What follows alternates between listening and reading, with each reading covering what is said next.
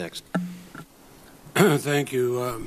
Mr. Zuckerberg, I assume Facebook's been served with subpoenas from the special counsel Mueller's office. Is that correct? Yes. Have you or anyone at Facebook been interviewed by the special counsel's office? Yes. Have you been interviewed? I have not. I have not. Others have. I believe so, and I want to be careful here because that our work with the special counsel is confidential, and I want to make sure that in an open session I'm not revealing something that's confidential. I understand. I just want to make clear that you have been contacted, you have had subpoenas. Actually, let me clarify that. I actually am not aware of a subpoena. I believe that there may be, but I know we're working with them. Thank you.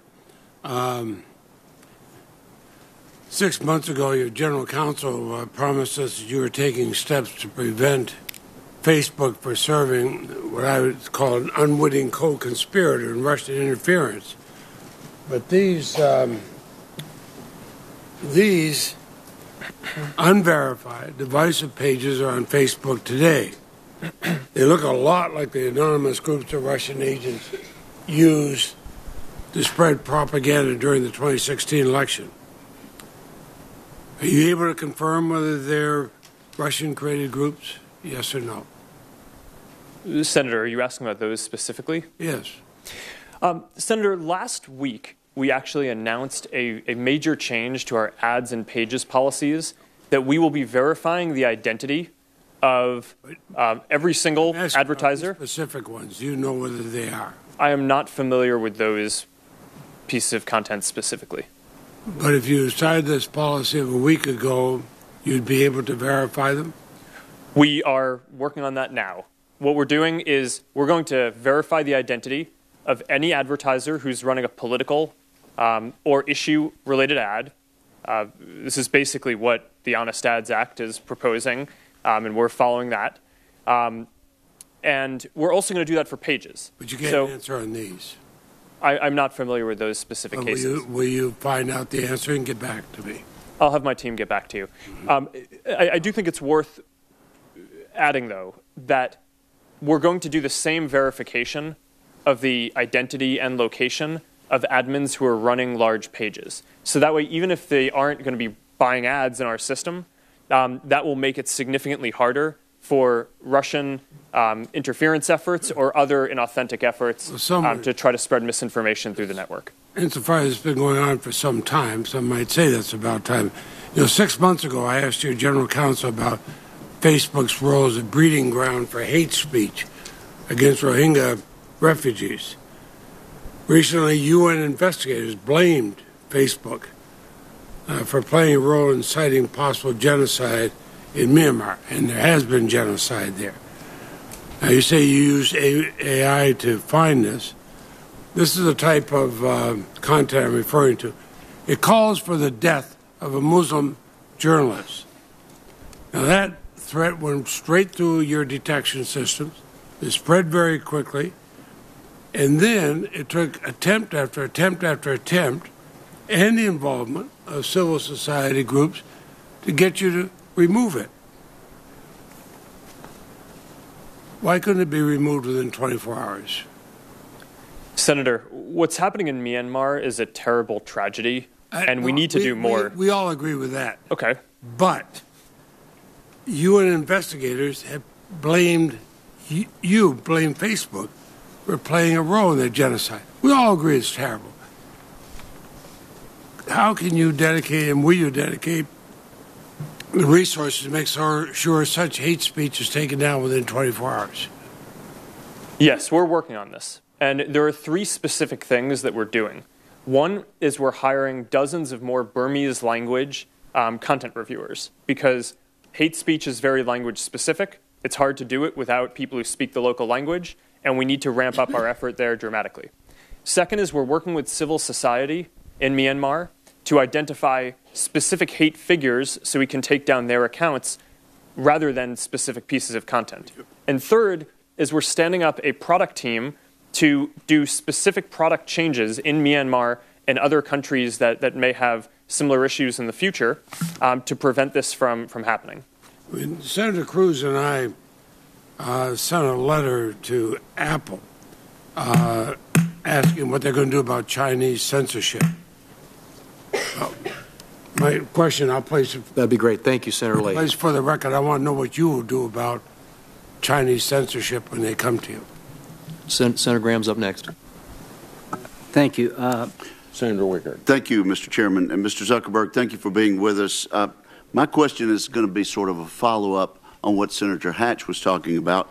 And let me agree with basically his advice that we don't want to overregulate to the point where we're stifling innovation and investment.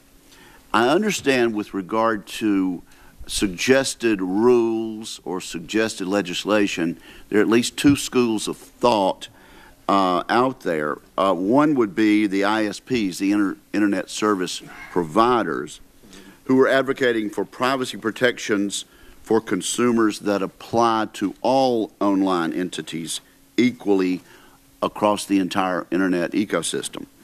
Now, Facebook is an edge provider, on the other hand. It's my understanding that many edge providers, such as Facebook, may not support that effort because edge providers have different business models than the ISPs and should not be considered like services.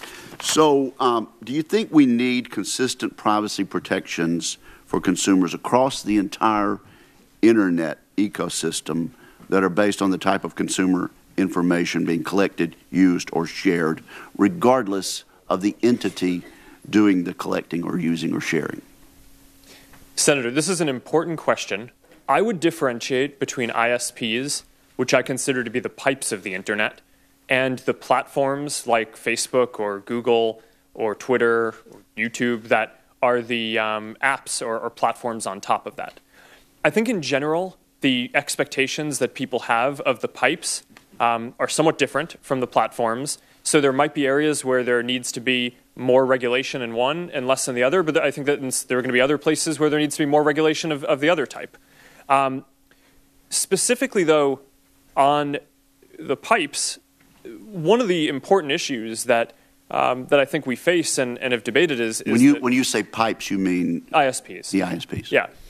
And I know net neutrality has been a hotly debated topic. And one of the reasons why I have been out there saying that I think that should be the case is because I look at my own story of when I was getting started building Facebook at Harvard. I only had one option for an ISP to use. And if I had to pay extra in order to make it so that my app could potentially be seen or used by other people, then we probably wouldn't be here today. Okay, but we're talking about privacy concerns, and let me just say we'll have to follow up on this. But I think you and I agree this is going to be one of the major items of debate if we have to go forward and do this from a governmental standpoint. Let me just move on to another couple of items. Is it true that, as was recently publicized, that Facebook collects the call and text histories of its users that use Android phones?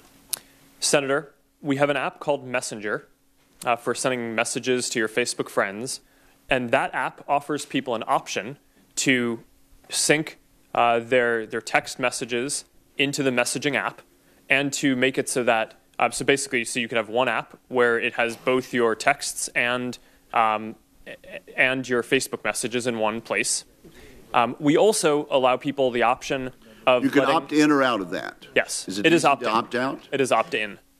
You have to affirmatively say that you want to sync that information before we get access to it. Unless you opt in, you don't collect that call and text history. That is correct. And is that true for? Is this practice done at all with minors, or do you make an exception there for persons aged 13 to 17? I do not know. We can follow up. Okay, do that. Let's do that. And one other thing. There have been reports that Facebook can track a user's Internet browsing activity even after that user has logged off of the Facebook platform. Can you confirm whether or not this is true? Senator, I want to make sure I get this accurate, so it would probably be better to have my team follow up. So you don't know? afterwards. I know that people use cookies on the internet, and that you can probably correlate activity between sessions.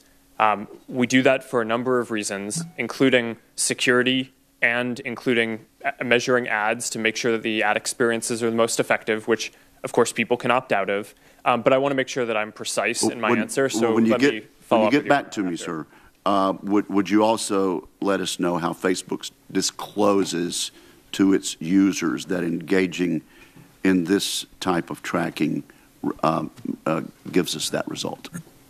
Yes. And thank you very much. Thank you, Senator Wicker. Senator Leahy's up.